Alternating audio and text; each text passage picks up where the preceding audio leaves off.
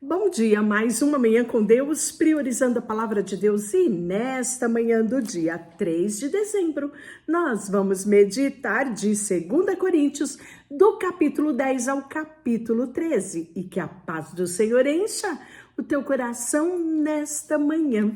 Hoje vamos finalizar o livro de 2 Coríntios, isso mesmo. E amanhã nós iniciaremos Gálatas. Está indo rápido, não é? Pois bem, vamos concluir nossa leitura até o dia 31 de dezembro. Mas não para por aí, porque priorizando a palavra de Deus é um estilo de vida. 1º de janeiro recomeçaremos, isso! E eu quero te desafiar a ler a Bíblia em um ano. Não fique sozinha, chama o marido, chama a esposa, chama o filho, chama a prima, faz um desafio aí no grupo da família para lermos a Bíblia em um ano, e eu estarei com você aí todos os dias nesse compartilhar da palavra de Deus. Então, vamos iniciar a leitura de hoje do capítulo 10, mas antes eu quero te pedir que você dê aquele like, aquele joinha, ajuda muito o canal. E também compartilhe esse vídeo com outras pessoas no grupo da igreja, no grupo da empresa, no grupo dos amigos, no grupo da família. Vá compartilhando aí no grupo da faculdade, vá compartilhando aí a palavra de Deus.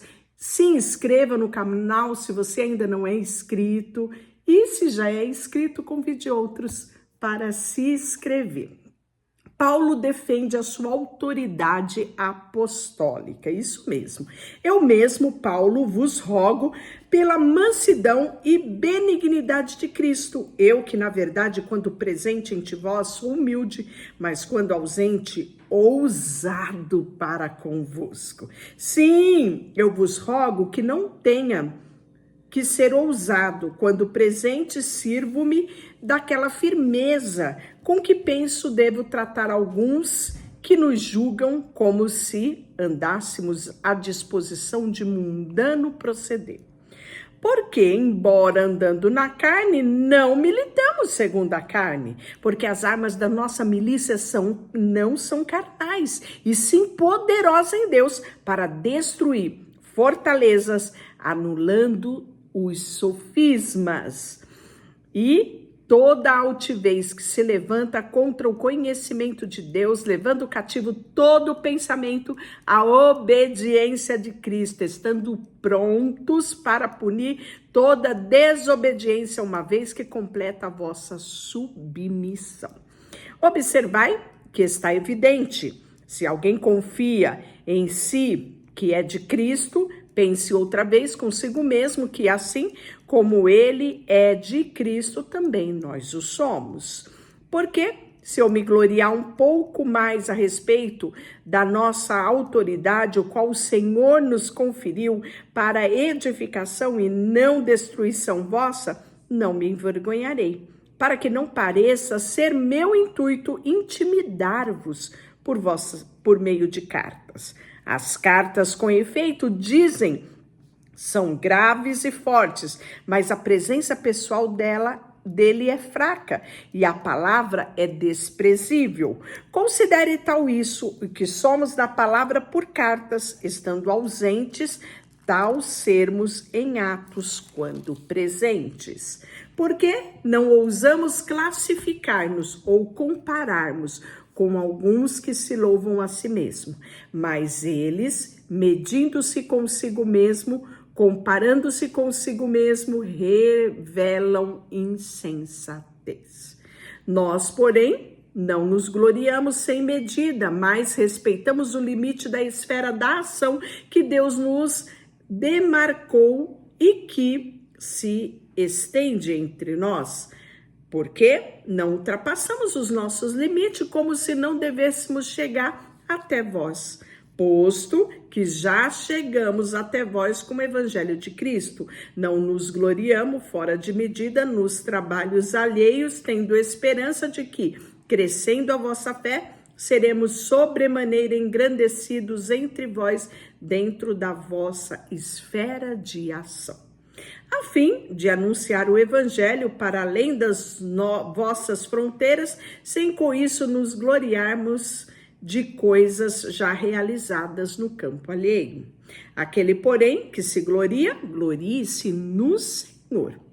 Porque não é aprovado a quem si mesmo se louva, e sim aquele a quem o Senhor louva. E aí Paulo continua essa defesa também no capítulo 11.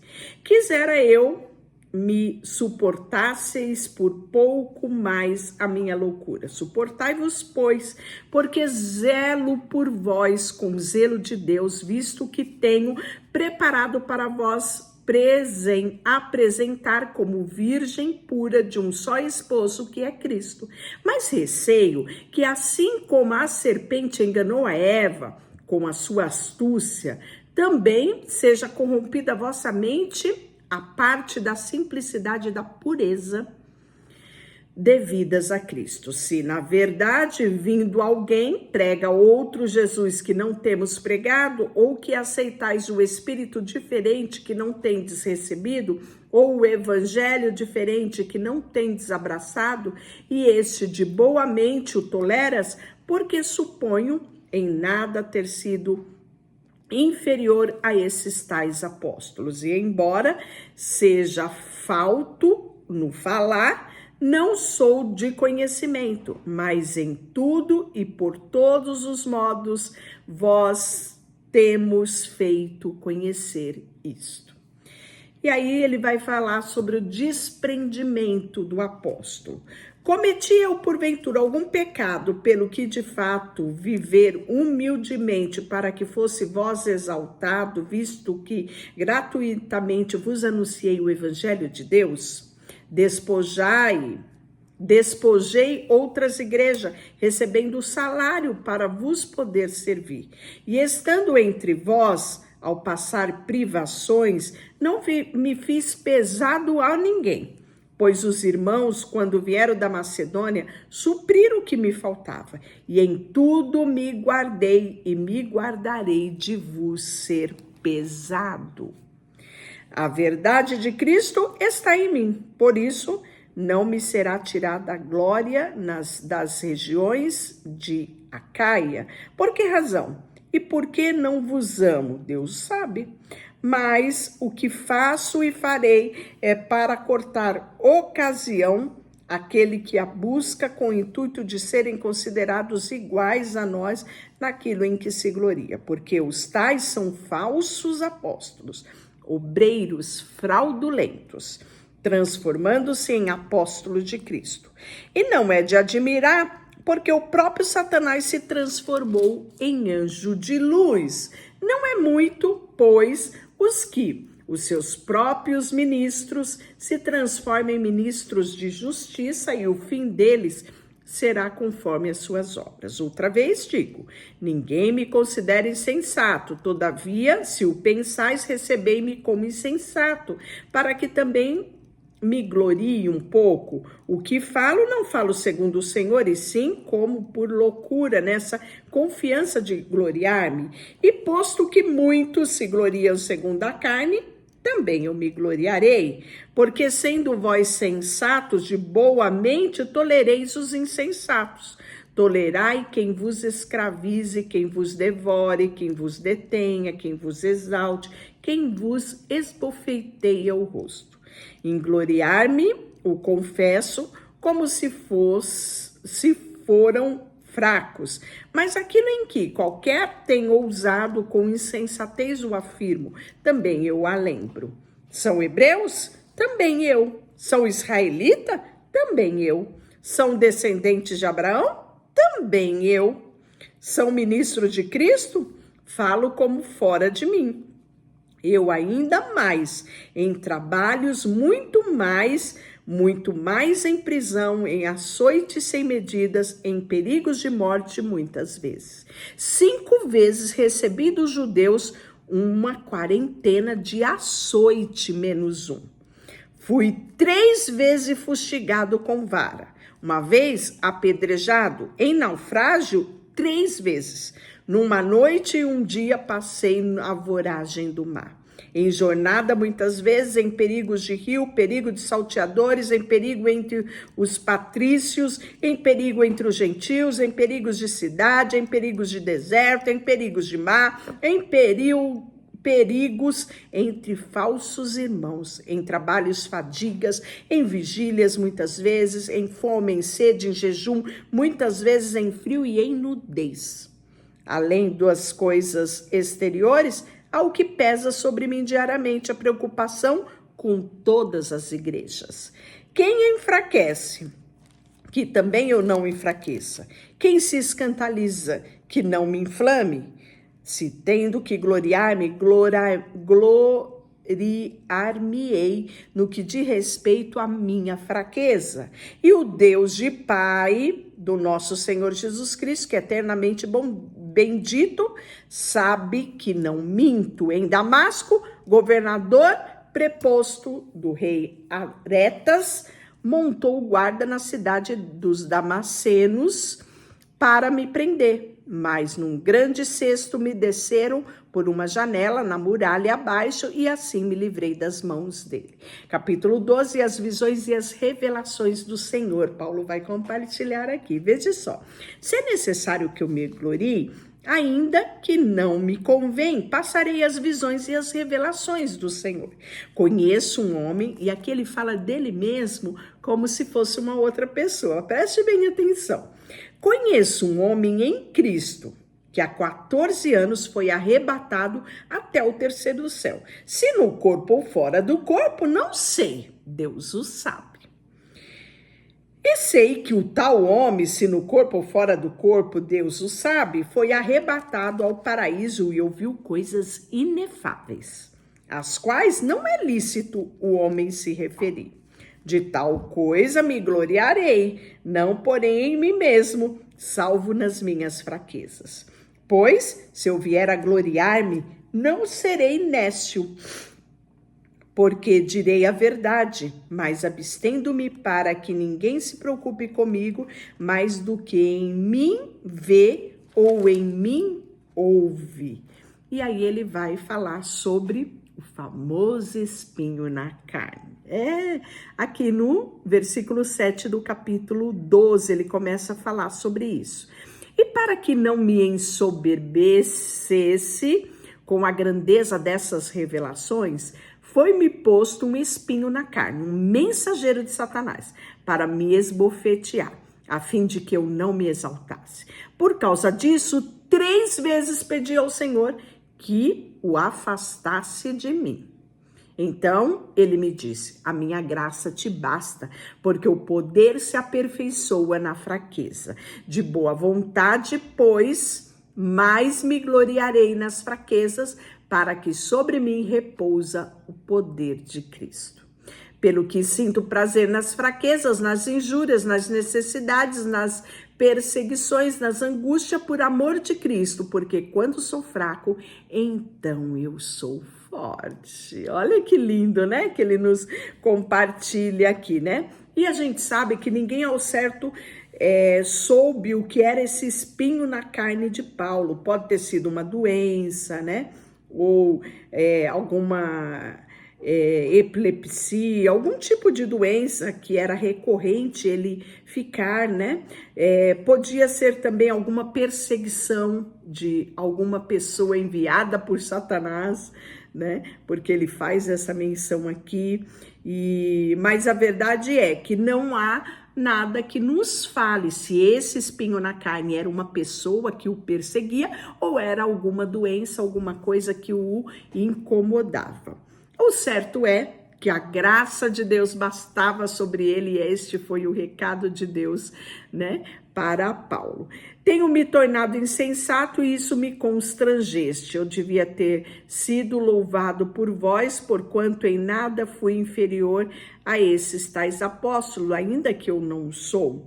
Porque as credenciais do apostolado foram apresentadas por meio de vós, com toda a persistência, por sinais, prodígios e poderes miraculosos. Então havia aqui uma divergência, porque muitos consideravam apóstolos somente aqueles que andaram com Jesus, que fizeram parte do ministério de Jesus, né? Foram os que dariam continuidade ao ministério de Jesus. E Paulo, a conversão dele foi posterior. Então havia muitas pessoas que queriam, né, dizer que Paulo não era apóstolo. Então, por isso que ele faz toda essa defesa aqui, dizendo que o apostolado dele era autenticado pela própria obra dele, né?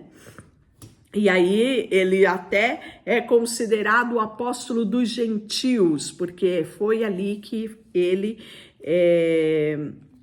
fez a maior obra, né? As obras missionárias, as viagens missionárias de Paulo aos 4 cantos, né? Foram evangelística e muitas igrejas se formaram a partir dessas viagens missionárias. Então, quer prova maior desse apostolado sobre Paulo, senão a sua própria obra? Então, é isso que ele traz, essa defesa, né? Contra a todos esses que se levantavam. E aí, o capítulo 13, Paulo promete, né? Investigar todas essas coisas. Essa é a 3ª vez que vou ter convosco. Por boca de 2 ou 3 testemunhas, toda questão é decidida. Então, isso aqui que ele está falando é um princípio que foi estabelecida lá na Torá. É a época de Moisés, né? Como que era apurado as denúncias, apurado aquilo que se ouvia. Era por boca de 2 ou 3 testemunhas, né? Então, isso tá lá em Deuteronômio 17, 6, 19 e 15. E o interessante é que até mesmo hoje em dia, né? Por exemplo, numa audiência, quando você vai arrolar testemunha, você ainda vê isso aqui, porque é dado o direito de você arrolar até 3 testemunhas, né? Então você vê da onde vem o nosso ordenamento jurídico, se não da nossa Bíblia. Então, já me disse anteriormente, torno a dizer, como fiz quando estive presente pela 2ª vez, mas agora estando ausente, digo aos outros, outrora pecaram, e a todos os mais que outra vez for, não os pouparei. Posto que buscais prova de que em mim Cristo fala, por qual não é fraco para convosco, antes é poderoso em vós. Porque de fato foi crucificado em fraqueza, contudo, vive em poder de Deus. Porque nós também somos fracos nele, mas viveremos com ele para vós outros pelo poder de Deus. Examinai-vos vós mesmo se realmente estáis na fé. Provai-vos a vós mesmo, ou não reconhecereis que Jesus Cristo está em vós? Se não é que já estáis reprovado.